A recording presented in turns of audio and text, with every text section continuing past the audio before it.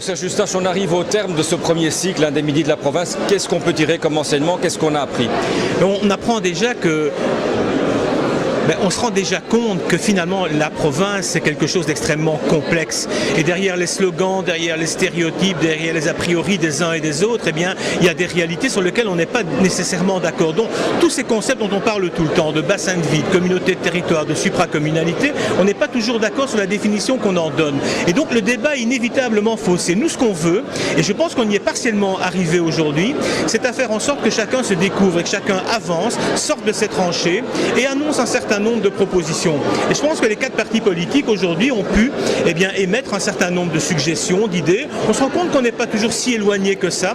On est parfois sur de la symbolique. Et il faut aller au-delà de la symbolique. Donc voilà, notre objectif, je dis, est partiellement rencontré.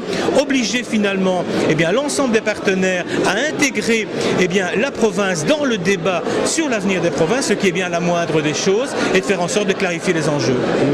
On a parfois aussi l'impression que la province est trop difficile à réformer finalement pour qu'on ose s'y attaquer parce qu'il y a les moyens financiers, il faut réformer la Constitution, il faut transférer les services, on a vu le cas des voiries. Est-ce que c'est finalement pas la chance des provinces, ça, c'est d'être difficile à réformer?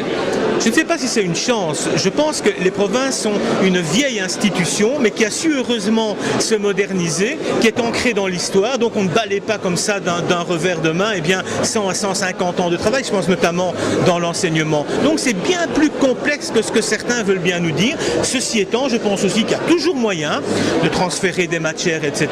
Et on ne doit pas avoir peur en tout cas de ce débat. On doit pouvoir l'affronter de face parce que je pense qu'on fait des choses très intéressantes, qu'on a une plus-value provinciale, mais on doit d'abord le démontrer plutôt que de jouer un foot panique en essayant finalement de se retrancher devant de mauvais arguments. Oui, il y a toujours moyen de transférer des matières à la communauté française par exemple sur l'enseignement, mais est-ce que c'est une bonne chose? Incontestablement non. Donc c'est plutôt sur ce terrain-là, sur le terrain du débat, que l'on doit nous attendre plutôt que sur celui finalement des préjugés. Merci.